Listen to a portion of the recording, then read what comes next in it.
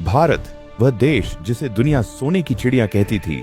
सूरज की पहली किरण जब सिंधु नदी के जल को छूती थी तो उसका प्रतिबिंब ऐसे चमकता था मानो धरती ने सोने का वस्त्र पहन लिया हो। ये कोई कल्पना नहीं थी, ये वही धरती थी जिसे बाद में दुनिया भारत के नाम से जानने लगी। यह वह समय था जब दुनिया के कई हिस्से अंधकार में डूबे हुए थे, लेकिन भारत ज्ञान, धन और संस्कृति के उजाले से चमक रहा था। धरती जो सोना उगलती थी, भारत की भूमि केवल मिट्टी नहीं थी, वह उपजाऊ थी, जीवनदायिनी थी और समृद्धि से भरी हुई थी। यहाँ खेतों में अनाज ऐसे लहलहाते थे जैसे धरती मुस्कुरा रही हो। गेहूं, चावल, जौ, दालें, कपास, हर ऋतु में कुछ न कुछ उगता था। अकाल शब्द लोगों की जिंदगी में लगभग अजनबी था। नदियां गंगा, यमुना, सिंधु, सरस्वती, नर्मदा केवल जल नहीं बहाती थीं, वे सभ्यता बहाती थीं। इन नदियों के किनारे बसे नगर अपने समय के सबसे समृद्ध नगरों में गिने जाते थे। सोना, चांदी और रत्नों का देश। भारत की खदानों से सोना, चांदी, तांबा और लोहे का उत्खनन होता था। दक्षिण भारत और दक्कन की धरती हीरे जवाहरात के लिए प्रसिद्ध थी। यही वह भूमि थी जहां से कोहिनूर जैसे हीरे ने जन्म लिया। राजाओं के मुकुट, रानियों के आभूषण, मंदिरों की मूर्तियां सब सोने से सजे होते थे। पर भारत की विशेषता केवल ये नहीं थी कि यहाँ सोना था। विशेषता ये थी कि यहाँ सोने को पूज्य नहीं, उपयोगी माना जाता था। जब दुनिया भारत की ओर देखती थी, रोम, ग्रीस, मिस्र, चीन और अरब दुनिया के बड़े साम्राज्य भारत से व्यापार करने के लिए लालायित रहते थे। कारण साफ था, भारत के पास था दुर्लभ मसाले, महीन सूती और रेशमी वस्त्र, सुगंधित इत्र, औषधियां, कीमती पत्थर। विदेशी व्यापारी अपने जहाजों में सोने के सिक्के भरकर लाते थे और भारत से सामान खरीदकर खाली जहाजों में लौटते थे। रोमन इतिहासकारों ने लिखा, भारत वह देश है जहां से हमारा सोना लौटकर नहीं आता। यही कारण था कि भारत को सोने की चिड़िया कहा जाने लगा। एक ऐसी चिड़िया जो पूरी दुनिया को धन देती थी लेकिन खुद कभी गरीब नहीं होती थी। ज्ञान भारत का असली खजाना। लेकिन अगर कोई सोचता है कि भारत सिर्फ धन के कारण महान था तो वह आधा सच जानता है। भारत का असली सोना उसका ज्ञान था। जब दुनिया के कई हिस्सों में लोग गिनती तक नहीं जानते थे, भारत में शून्य शून्य की खोज हो चुकी थी। दशमलव प्रणाली प्रचलन में थी। गणित और ज्योतिष विकसित थे। आर्यभट्ट, वराहमिहिर, ब्रह्मगुप्त जैसे विद्वान आकाश के रहस्यों को सुलझा रहे थे। नालंदा और तक्षशिला जैसे विश्वविद्यालयों में दुनिया भर से छात्र आते थे। यहाँ शिक्षा मुफ्त थी और ज्ञान को व्यापार नहीं, सेवा माना जाता था। संस्कृति जो दिल जीत ले। भारत की संस्कृति किसी तलवार से नहीं फैली, वह आचरण से फैली।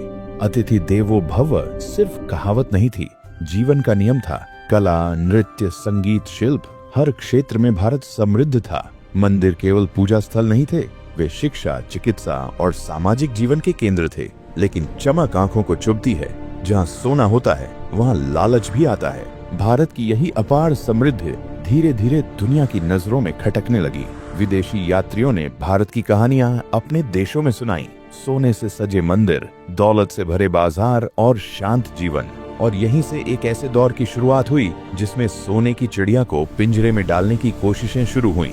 हवा की दिशा बदल रही थी, क्षितिज पर अनजाने साए उभरने लगे थे और इतिहास एक नया मोड़ लेने वाला था। हवा में अब भी वही मिठास थी, लेकिन दूर क्षितिज पर उठते बादल कुछ और ही कहानी सुना रहे थे। भारत अब भी समृद्ध था, पर उसकी समृद्धि की खबर उसकी सीमाओं से बहुत दूर पहुंच चुकी थी। यात्रियों की आंखों से देखा गया भारत। विदेशी यात्री जब भारत आते तो केवल व्यापार ही नहीं देखते, वे एक अलग ही संसार देखकर लौटते थे। फाहियान, वेनसांग, अलबरूनी, इन यात्रियों की लेखनी में भारत किसी कल्पना लोक जैसा लगता है। वेनसांग लिखता है कि यहाँ के लोग सरल हैं, अपराध कम हैं और राजा न्यायप्रिय हैं। शहरों में बाजार खुले हैं, मंदिरों में घंटियां बजती हैं और आश्रमों में शांत चिंतन होता है। यहाँ के राजा अपने खजाने को केवल संग्रह नहीं करते, वे उसे प्रजा के कल्याण में लगाते हैं। राजा और प्रजा का संबंध भारत में शासन का अर्थ सिर्फ सत्ता नहीं था, वह कर्तव्य था। राजा स्वयं को धरती का स्वामी नहीं, धरती का रक्षक मानते थे। अगर फसल खराब होती तो कर माफ कर दिया जाता, अगर बाढ़ आती तो राजकोष खोल दिए जाते। इसीलिए भारत की संपन्नता कुछ गिने चुने लोगों तक सीमित नहीं थी, वह समाज के हर स्तर में बहती थी। गांव भारत की असली ताकत, भारत की आत्मा उसके गांवों में बसती थी। छोटे छोटे गांव अपने आप में पूर्ण संसार थे। खेती, पशुपालन, हस्तशिल्प, बुनाई, सब कुछ वहीं होता था। गांव आत्मनिर्भर थे। उन्हें बाहरी सहारे की जरूरत नहीं थी। यही कारण था कि भारत की जड़ें बहुत गहरी थीं और यही बात आक्रमणकारियों को समझ नहीं आई। जब सोने की खुशबू दूर तक फैली, अरब व्यापारी पहले व्यापार के लिए आए। वे मसाले लेने आए, रेशम लेने आए और भारत की समृद्धि देखकर दंग रह गए। उन्होंने अपने देशों में बताया, एक ऐसा देश है जहाँ धन की कमी नहीं, जहाँ ज्ञान की पूजा होती है, जहाँ लोग संतोष में जीते हैं। और यहीं से लालच ने जन्म लिया। जहाँ व्यापार था, वहीं धीरे धीरे आक्रमण की योजनाएं बनने लगीं। पहला झटका, जब पहली बार विदेशी आक्रमणकारी तलवार लेकर भारत पहुंचे तो उन्हें लगा कि वे किसी आसान शिकार पर आए हैं। लेकिन भारत केवल सोने की चिड़िया नहीं था, वह संस्कारों की चिड़िया भी था। यहाँ के लोग लड़ना जानते थे पर अनावश्यक हिंसा नहीं करते थे। यही कारण था कि कुछ युद्ध जीते गए और कुछ रणनीति की कमी के कारण हार भी गए। लूट की शुरुआत मंदिरों में जमा सोना आस्था का प्रतीक था, लेकिन आक्रमणकारियों की नजर में वह सिर्फ धन था। जहाँ पूजा होती थी वहीं तलवारें चली, जहाँ ज्ञान दिया जाता था वहीं आग लगा दी गई। धीरे धीरे सोने की चिड़िया के पंख कतरने लगे। पर कहानी यहीं समाप्त नहीं होती। फिर भी भारत क्यों बचा रहा? क्योंकि भारत केवल खजानों से नहीं, मानसिक शक्ति से समृद्ध था। एक साम्राज्य गिरा, दूसरा उठा, एक राजा गया, दूसरा आया, लेकिन भारत की संस्कृति, उसकी भाषा, उसका ज्ञान सब जीवित रहा। गुरुकुल चलते रहे, त्योहार मनते रहे, नदियां बहती रहीं। समय की सबसे बड़ी परीक्षा, फिर एक दिन समुद्र के रास्ते कुछ नए चेहरे आए। वे व्यापार की भाषा बोलते थे, लेकिन उनकी नजर सीधे खजाने पर थी। वे थे अंग्रेज। शुरुआत में उन्हें भी किसी ने गंभीरता से नहीं लिया, लेकिन उनकी चालें धीमी और गहरी थीं। उन्होंने तलवार से पहले व्यवस्था पर वार किया। सोने की चिड़िया का सबसे बड़ा नुकसान, अंग्रेजों ने भारत का सोना ही नहीं लिया, उन्होंने भारत का आत्मविश्वास भी लूटा। स्थानीय उद्योग टूटे, बुनकर भूखे मरे, गांव निर्भर होने लगे। जो देश दुनिया को निर्यात करता था, वह आयात पर निर्भर बना दिया गया। और यहीं से सोने की चिड़िया घायल होने लगी। लेकिन चिड़िया मरी नहीं थी, उसकी सांसें धीमी थीं, पर उसकी आंखों में अब भी चिंगारी थी। इतिहास फिर करवट ले रहा था और इस बार कहानी केवल अतीत की नहीं, भविष्य की भी थी। उस दौर में भारत की मिट्टी चुप थी, लेकिन उसकी आत्मा बेचैन थी। हर गांव, हर शहर मानो कुछ कह देना चाहता हो, पर शब्द अभी जन्म नहीं ले पाए थे। जगी हुई चेतना, अंग्रेज समझ रहे थे कि उन्होंने भारत को जीत लिया है, पर असल में उन्होंने सिर्फ सत्ता छीनी थी, आत्मा नहीं। किसानों की झोपड़ियों में, बुनकरों के करघों पर, साधुओं की वाणी में एक ही प्रश्न घूम रहा था, क्या हम सच में कमजोर हैं? और इसी प्रश्न ने एक दिन उत्तर को जन्म दिया। विचारों की चिंगारी, जब तलवारें बेअसर हो जाती हैं, तो विचार जन्म लेते हैं। राजा कमजोर हो सकते हैं, पर विचार नहीं। राजा गिर सकते हैं, पर संस्कृति नहीं। भारत की यही ताकत उसका सबसे बड़ा हथियार बनी। एक साधारण धोती पहनने वाला व्यक्ति जब यह कहता है, स्वराज मेरा जन्मसिद्ध अधिकार है, तो इतिहास ठहर कर सुनता है। सोने की चिड़िया की असली उड़ान, भारत को सोने की चिड़िया इसलिए नहीं कहा गया था कि उसके पास सोना था, बल्कि इसलिए क्योंकि वह हर बार राख से उठ खड़ी होती थी। अंग्रेजों ने धन लूटा, उद्योग तोड़े, शिक्षा को गुलाम बनाया, लेकिन वे यह भूल गए कि भारत का असली धन उसके मूल्य थे। गांव फिर जागने लगे। गांव जिन्हें कभी आत्मनिर्भर बनाया गया था, फिर से अपनी ताकत पहचानने लगे। चरखा घूमने लगा, खादी ने जन्म लिया, विदेशी कपड़े जलाए गए। यह सिर्फ कपड़ों का त्याग नहीं था, यह मानसिक गुलामी से मुक्ति थी। जब पूरी दुनिया देख रही थी, दुनिया हैरान थी। जिस देश को उन्होंने टूट चुका समझ लिया था, वही देश शांतिपूर्ण तरीके से एक साम्राज्य को चुनौती दे रहा था। न कोई विशाल सेना, न आधुनिक हथियार, सिर्फ सत्य और साहस, आजादी।